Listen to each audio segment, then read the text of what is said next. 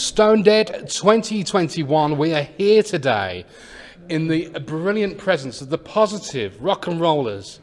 Stop. Good afternoon, guys. Yeah, good afternoon. Thank you. How are we? First of all, how are you doing? Very good. Very good. Everybody's offering us beer, so what else can you ask for, you know? Well, the world is a good place when you get free beer just passed over to you. Absolutely. They know what they do here. It's a little change because, you know, this thing that we've just spoken about just off camera, you know, I'm a new fan for you guys. And the first thing that I discovered about you was this complete and utter positive story that came from it. Because, as we know, rock and roll is this mystique.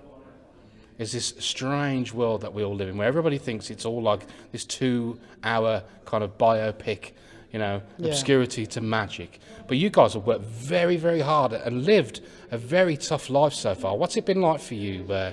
It was do it or, you know, or die, because we were in Spain. We were not having any chances to go and do what we love to do, which is playing.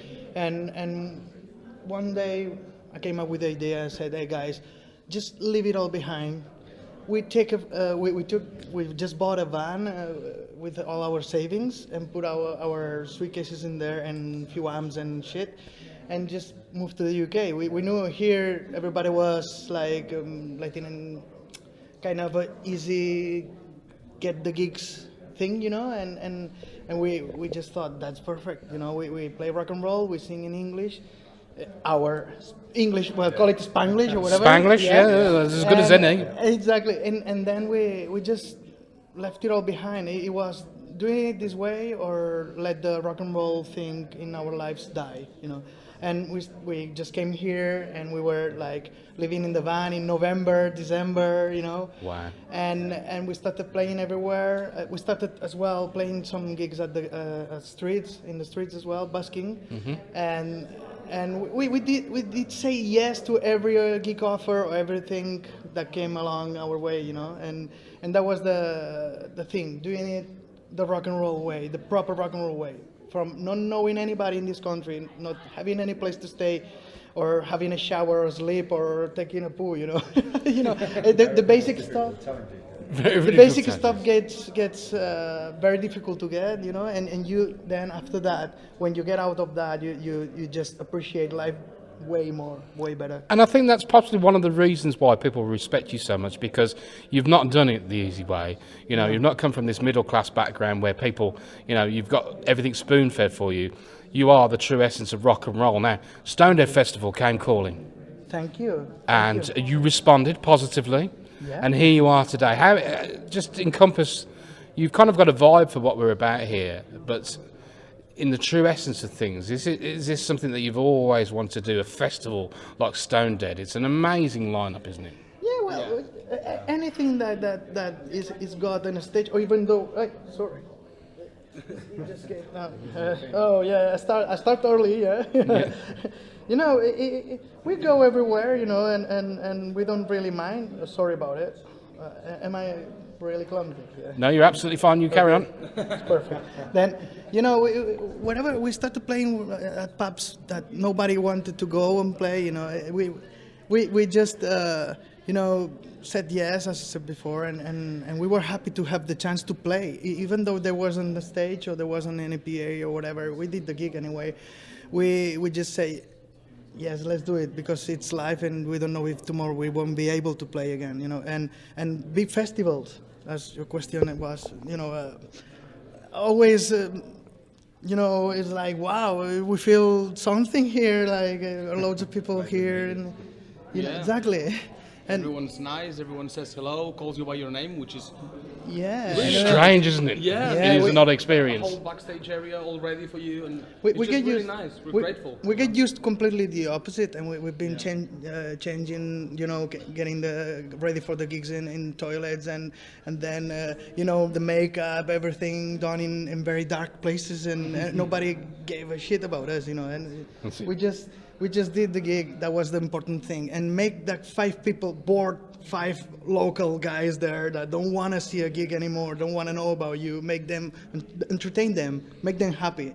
And at the beginning, what it was starting like, you know, what's this? It finished it like, we want more. That was Yeah, our thing. We just realized we're entertaining some people. And that was it. And when you can do it at big scale, it's like wow, it's like a ball that's gonna smash every town, and everybody. amazing. If you go from five in every pub you play, you take years to get to a big audience. That's what we've done. And when we get the chance to play in a big place that everybody's already there, so we couldn't get any happier. Absolutely. And you've just done a documentary, Low Cost Life. Yes. To accompany the album, which came out on the July the 26th. Is that correct? Yes. How was that, putting that together? Why did you feel the importance to tell your story on film to accompany the album?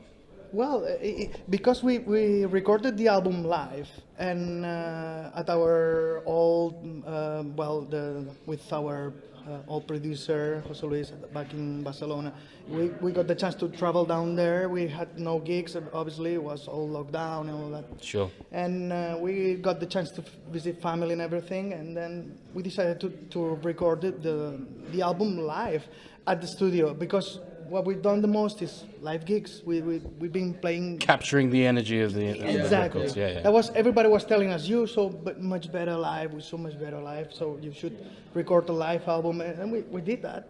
We just yeah. And it was nice because we always were missing the spontaneous thing.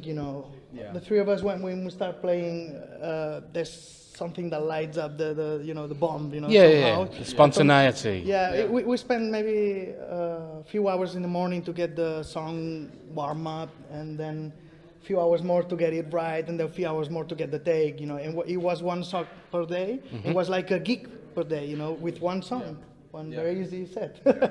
and we thought it was interesting because we had our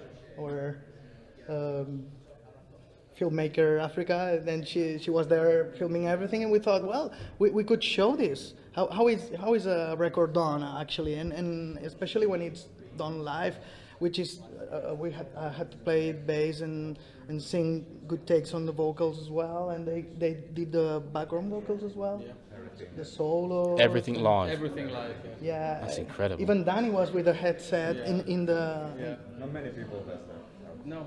No, especially not these days. Everybody is editing everything. Everything is like manufactured so much that you feel that it's plastic.